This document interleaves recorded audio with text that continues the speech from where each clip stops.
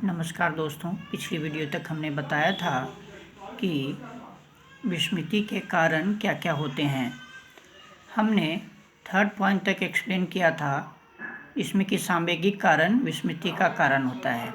अब आगे का पॉइंट जो है अब देखेंगे, फोर्थ पॉइंट हमारा अभिप्रेरणात्मक कारक है। अभिप्रेरणात्मक कारण को विस्तृत रूप में अध्ययन करेंगे कि यह विस्मृति का कारण क्यों होता है। विस्मरण की मात्रा शिक्षार्थी की अभिप्रेरणात्मक स्थिति पर भी निर्भर करता है। जब छात्र किसी कार्य को पूर्ण रूप से सीख लेता है तो उसकी अभिप्रेरणा और रुचि समाप्त हो जाती है। फलस्वरूप कुछ समय के बाद जब वह इन विषयों को दोबारा याद करने का प्रयत्न करता है तब पाता है कि वह कई अंगों को भूल गया है। इसके पीछे का कारण यह है कि कार्य पूर्ण हो जाने के कारण शिक्षार्थी में अभिप्रेरणा की भी समाप्त हो गई थी। दूसरी तरफ जब छात्र किसी कार्य या विषय को पूरा न सीखकर किसी कारणवश उसे अधूरा ही छोड़ देता है तब उसके पीछे छिपा अभिप्रेरणा तनाव या रुचि के रूप में बनी रहती है। अतः ऐसे छात्र विषय को जल्दी नहीं भूलते। इसे जैगार्निक प्रभाव भी कहते हैं। तो इस प्रकार हमने देखा कि विस्मृति का कारण अभिप्रेरणात्मक कारक भी है। अब फिफ्थ पॉइंट जो है वो है विषय का स्वरूप। तो विषय का स्वरूप विस्मृति का कारण क्यों होता है, अब देखेंगे। इसको अंग्रेजी में नेचर ऑफ द मटेरियल भी कहते हैं। अब देखेंगे कि सीखे जाने वाले विषय सार्थक हो सकते हैं या निरर्थक। निरर्थक विषयों को सीखने में अपेक्षाकृत अधिक समय लगता है और उसका विस्मरण भी तेजी से होता है, परंतु सभी सार्थक विषयों का विस्मरण दर भी एक ही हो यह आवश्यक नहीं है। कुछ सार्थक विषय सुखद या दुखद भी हो सकते हैं। कार्टर ने अपने एक प्रयोग में यह सिद्ध किया था कि दुखद शब्दों को व्यक्ति सुखद शब्दों की अपेक्षा जल्दी विस्मरण कर लेता है। अतः हमने देखा कि विषय का स्वरूप विस्मृति का कारण कैसे होता है। अब सिक्स्थ पॉइंट है सीखने की मात्रा। तो सीखने की मात्रा विस्मृति का कारण क्यों बनती है। अब देखेंगे कि किसी विषय के पाठ को सीखने के लिए जितने प्रयासों की आवश्यकता होती है उससे अधिक प्रयास तक उसे सीखना अधिक अधिगम कहलाता है। वही ज़रूरत के प्रयासों से कम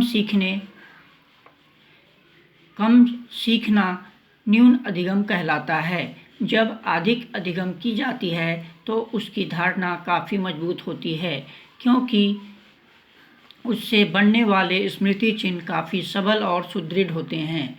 फलस्वरूप इनका विस्मरण जल्दी नहीं होता। वही प्रयास अगर न्यून होंगे तब स्मृति चिन्ह कमज़ोर बनते हैं और विस्मरण भी जल्दी होता है। अतः विस्मृति का कारण सीखने की मात्रा पर भी निर्भर करता है। तो इस प्रकार हमने देखा कि सीखने की मात्रा विस्मृति का कारण कैसे बनती है। अब अगला पॉइंट है हमारा सीखने की विधि। तो सीखने की विधि जो है वो कैसे विस्मृति का कारण होती है, अब देखेंगे। यदि सीखने की विधि गलत और अनुपयुक्त है तो इससे भी विस्मरण होता है। जैसे कोई छात्र किसी पाठ को समझकर नहीं बल्कि रट कर याद करता है तो उसे जल्दी भूल जाता है।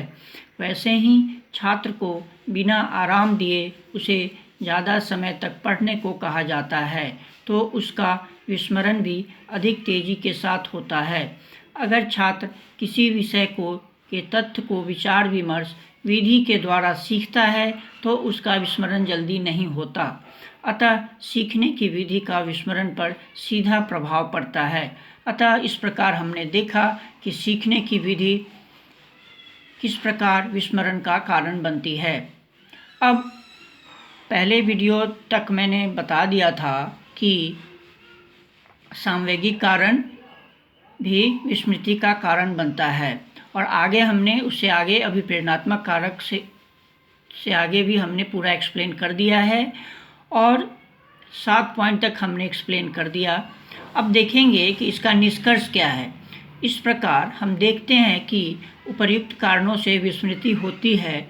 ये कारण ही सामान्य अधिगम प्रक्रिया में बाधा पहुंचाते हैं और स्मरण शक्ति पर प्रभाव डालते हैं। एक अधिगमकर्ता को कई कारणों से विस्मरण हो सकता है। उनमें से कुछ कारणों पर वह सुधारात्मक कार्य कर सकता है, परंतु एक शिक्षक को इन कारणों का पता होना चाहिए ताकि वे विभिन्न शिक्षार्थियों में विस्मरण के कारणों को जान सके तथा उपचारात्मक कार्य कर सके।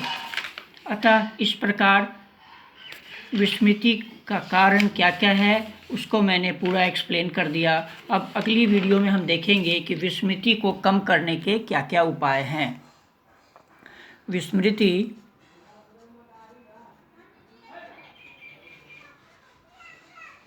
कम करने के